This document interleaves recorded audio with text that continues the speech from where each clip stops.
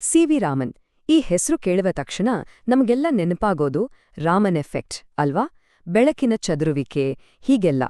ಆದ್ರೆ ಅವರ ಕತೆ ಅಷ್ಟಕ್ಕೆ ಸೀಮಿತವಾಗಿಲ್ಲ, ಅದಕ್ಕಿಂತ ತುಂಬಾನೇ ಆಳವಾಗಿದೆ. ಗೊತ್ತಾ, ರಾಮನ್ ಅವರಿಗೆ ಸೈನ್ಸ್ ಅಂದ್ರೆ ಕೇವಲ ಸತ್ಯವನ್ನ ಹುಡುಕೋದು ಆಗಿರ್ಲಿಲ್ಲ, ಅದೊಂದ್ ರೀತಿ ಕಲೆ ಇದ್ದ ಹಾಗೆ. ಅಂದ್ರೆ ಪ್ರಕೃತಿಯಲ್ಲಿ ಸೌಂದರ್ಯವನ್ನ ಹುಡುಕಿದ ಒಬ್ಬ ವಿಶಿಷ್ಟ ವಿಜ್ಞಾನಿಯವರು. ನೋಡಿ, ಈ ಒಂದು ವಾಕ್ಯ ಇದೆಯಲ್ಲ, ಇದು ರಾಮನವರ ಇಡೀ ಬೌದ್ಧಿಕ ಪ್ರಯಾಣದ ಸಾರಾಂಶವನ್ನೇ ಹಿಡಿದಿಡುತ್ತೆ. ಅವರ ಕೆಲಸ ಅಂದ್ರೆ ಅದು ಬರೀ ಪ್ರಯೋಗ, ಸೂತ್ರ ಆಗಿರ್ಲಿಲ್ಲ, ಅದೊಂದು ಸೌಂದರ್ಯದ ಹುಡುಕಾಟವಾಗಿತ್ತು. ಪ್ರಕೃತಿಯ ರಹಸ್ಯಗಳು ಕಾವ್ಯದ ಹಾಗೆ ಸೌಂದರ್ಯದ ಜೊತೆ ಬೆರೆತ್ಹೋಗಿದ್ವು. ಸರಿ, ಹಾಗಿದ್ರೆ ಈ ದೃಷ್ಟಿಕೋನ ಅವರನ್ನ ಹೇಗೆ ರೂಪಿಸಿತು ಅಂತ ನೋಡೋಣ ಬನ್ನಿ.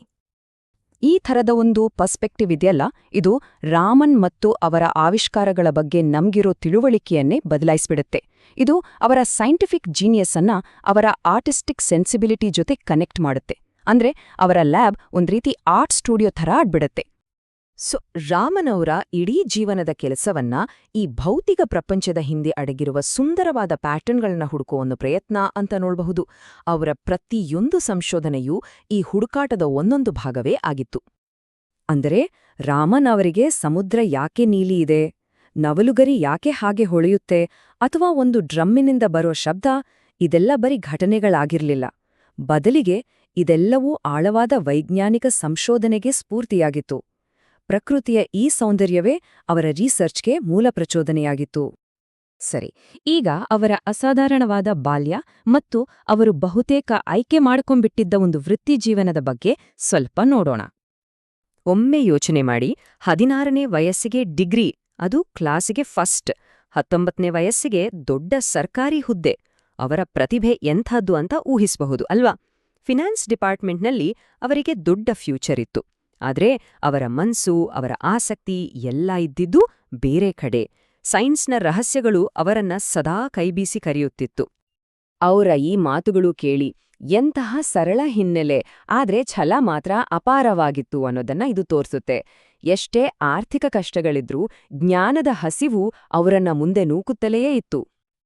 ಅವರ ಡೆಡಿಕೇಶನ್ ನೋಡಿ, ಹಗಲೆಲ್ಲಾ ಸರ್ಕಾರಿ ಫೈಲ್ಗಳು, ರಾತ್ರಿಯಿಡೀ ಸೈಂಟಿಫಿಕ್ ಪ್ರಯೋಗಗಳು. ಅವರೇ IAACS ಸಂಸ್ಥೆಯನ್ನ ಒಂದು ದೊಡ್ಡ ರಿಸರ್ಚ್ ಸೆಂಟರ್ ಆಗಿ ಬದಲಾಯಿಸಿ ಅದರ ಮೊದಲ ಸಂಶೋಧನಾ ಲೇಖನಗಳನ್ನ ಪ್ರಕಟಿಸಿದ್ದು. ಈಗ ನಾವು ಅವರ ಅಷ್ಟೇನು ಜನಪ್ರಿಯವಲ್ಲದ, ಆದರೆ ತುಂಬನೇ ಮುಖ್ಯವಾದ ಅವರ ಸೌಂದರ್ಯ ಚಾಲಿತ ವಿಜ್ಞಾನದ ಮೊದಲ ಹೆಜ್ಜೆಯಾದ ಧ್ವನಿಶಾಸ್ತ್ರದ ಬಗ್ಗೆ ಮಾತಾಡೋಣ. ಈ ವ್ಯತ್ಯಾಸ ರಾಮನವರನ್ನ ಬಹಳ ಆಕರ್ಷಿಸಿತ್ತು. ಒಂದು ಡ್ರಮ್ ಯಾಕೆ ಬರೀ ಗದ್ದಲ ಮಾಡುತ್ತೆ, ಇನ್ನೊಂದು ಡ್ರಮ್ ಹೇಗೆ ಸಂಗೀತವನ್ನೇ ಸೃಷ್ಟಿಸುತ್ತೆ, ಇದರ ಹಿಂದಿನ ಫಿಸಿಕ್ಸ್ ಏನು, ಇದನ್ನ ಅರ್ಥ ಮಾಡ್ಕೊಳ್ಳೋಕೆ ಅವರು ಹೊರಟ್ರು. ಇಲ್ಲಿ ನೋಡಿ, ಇದು ತುಂಬಾನೇ ಇಂಟ್ರೆಸ್ಟಿಂಗ್. ಮೃದಂಗದ ರಚನೆ. ಆ ಡ್ರಮ್ಮನ ಚರ್ಮದ ಮೇಲೆ ತುಂಬಾನೇ ಜಾಗರೂಕತೆಯಿಂದ ಲೇಯರ್ ಆಗಿ ಒಂದು ಮಿಶ್ರಣವನ್ನ ಹಾಕ್ತಾರೆ. ಇದೇ ಅದರ ಸೀಕ್ರೆಟ್. ಇದರಿಂದ ಬರೋದು ಬರೀ ಶಬ್ದ ಅಲ್ಲ, ಅಪಸ್ವರ ಅಲ್ಲ, ಬದಲಿಗೆ ಪಕ್ಕಾ ಮ್ಯೂಸಿಕಲ್ ನೋಟ್ಸ್. ಅಂದ್ರೆ ನಮ್ಮ ಪ್ರಾಚೀನ ಭಾರತೀಯ ಕುಶಲಕರ್ಮಿಗಳು ಅಕೂಸ್ಟಿಕ್ಸ್ನ ಒಂದು ದೊಡ್ಡ ಸಮಸ್ಯೆಗೆ ಉತ್ತರ ಕಂಡಿಡಿದಿದ್ರು. ಇಲ್ಲೂ ಕೂಡ ನೋಡಿ, ಅವರು ಬರೀ ಸೌಂಡ್ ಮೆಷರ್ ಮಾಡ್ತಿರ್ಲಿಲ್ಲ, ಒಂದು ಇಂಪಾದ ಧ್ವನಿಯ ಹಿಂದಿರುವ ವಿಜ್ಞಾನ ಯಾವುದು ಅಂತ ಹುಡುಕುತ್ತಿದ್ರು. ಅಂದ್ರೆ ಸೌಂದರ್ಯದ ಹಿಂದಿನ ಸೈನ್ಸ್.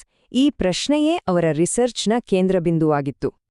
ಸರಿ, ಈಗ ನಾವು ಧ್ವನಿಯಿಂದ ಬೆಳಕಿನ ಕಡೆಗೆ ಹೋಗೋಣ. ಅವರ ನೊಬೆಲ್ ಪ್ರಶಸ್ತಿ ವಿಜೇತ ಆವಿಷ್ಕಾರಕ್ಕೆ ಕಾರಣವಾದ ಆ ಅದ್ಭುತ ಪಯಣವನ್ನೊಮ್ಮೆ ನೋಡೋಣ. 1921ರಲ್ಲಿ ಮೆಡಿಟರೇನಿಯನ್ ಸಮುದ್ರದಲ್ಲಿ ಪ್ರಯಾಣ ಮಾಡುವಾಗ ರಾಮನ್ ಅವರ ತಲೆಯಲ್ಲಿ ಮೂಡಿದ ಪ್ರಶ್ನೆ ಇದು. ಈ ಒಂದು ಸರಳ ಪ್ರಶ್ನೆ ಫಿಸಿಕ್ಸ್ನಲ್ಲೇ ಒಂದು ಹೊಸ ಅಧ್ಯಾಯಕ್ಕೆ ದಾರಿ ಮಾಡಿಕೊಡ್ತು. ಆಗಿನ ಕಾಲದಲ್ಲಿ ಎಲ್ಲರೂ ಇದನ್ನೇ ನಂಬಿದ್ರು, ಇದೇ ವೈಜ್ಞಾನಿಕ ಸತ್ಯ ಅಂತ ಒಪ್ಕೊಂಡಿದ್ರು. ಆದ್ರೆ ರಾಮನ್ ಈ ನಂಬಿಕೆಯನ್ನೇ ಪ್ರಶ್ನೆ ಮಾಡೋಕೆ ಸಿದ್ಧರಾಗಿದ್ರು.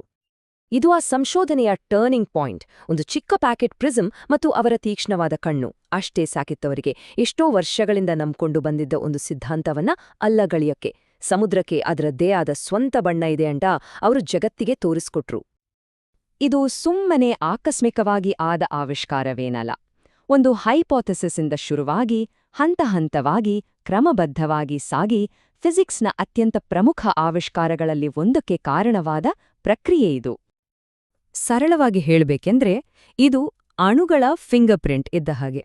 ಈ ಒಂದು ಆವಿಷ್ಕಾರವೇ ಅವರಿಗೆ ನೊಬೆಲ್ ಪ್ರಶಸ್ತಿ ತಂದುಕೊಟ್ಟಿದ್ದು ಮತ್ತು ರಾಮನ್ ಸ್ಪೆಕ್ಟ್ರೋಸ್ಕೋಪಿ ಅನ್ನೋ ಒಂದು ಸಂಪೂರ್ಣ ಹೊಸ ವಿಜ್ಞಾನದ ಕ್ಷೇತ್ರವನ್ನೇ ಹುಟ್ಟುಹಾಕಿದ್ದು. ಸರಿ, ಇಲ್ಲಿಯವರೆಗೆ ನಾವು ಅವರ ಸಾಧನೆಗಳನ್ನ ನೋಡಿದ್ವಿ. ಈಗ ರಾಮನವರ ವ್ಯಕ್ತಿತ್ವದ ಇನ್ನೊಂದು ಮುಖವನ್ನ, ಹೆಚ್ಚು ಸೂಕ್ಷ್ಮವಾದ ನೋಟವನ್ನ ನೋಡೋಣ. ಯಾಕಂದ್ರೆ ಅವರ ಅಸಾಧಾರಣ ಪ್ರತಿಭೆಯ ಜೊತೆಗೆ ಕಠಿಣ ಮತ್ತು ರಾಜಿ ಮಾಡಿಕೊಳ್ಳದ ಸ್ವಭಾವ ಕೂಡ ಇತ್ತು. ಹೌದು, ಅವರ ವೃತ್ತಿಜೀವನ ವಿವಾದಗಳಿಂದ ಹೊರತಾಗಿರಲಿಲ್ಲ.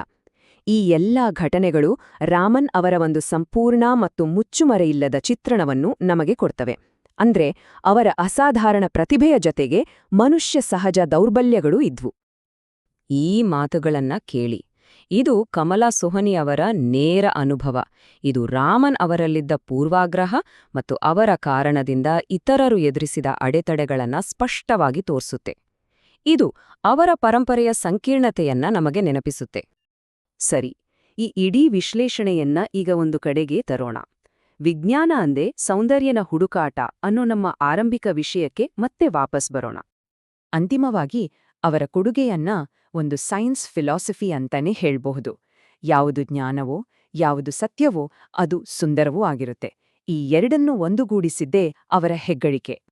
ಇನ್ನೊಬ್ಬ ಮಹಾನ್ ಭೌತಶಾಸ್ತ್ರಜ್ಞ ಪೌಲ್ ಡಿರಾಕ್ ಅವರ ಈ ಮಾತಿದೆಯಲ್ಲ, ಇದು ರಮನವರ ಜೀವನ ಮತ್ತು ಕೆಲಸದ ಸ್ಫೂರ್ತಿಯನ್ನ ಸಂಪೂರ್ಣವಾಗಿ ಹಿಡಿದಿಡುತ್ತೆ. ಸತ್ಯ ಮತ್ತು ಸೌಂದರ್ಯದ ನಡುವೆ ಇರೋ ಸಂಬಂಧದ ಬಗ್ಗೆ ಯೋಚನೆ ಮಾಡೋದಕ್ಕೆ ಈ ಮಾತು ನಮ್ಮನ್ನ ಪ್ರೇರೇಪಿಸುತ್ತೆ.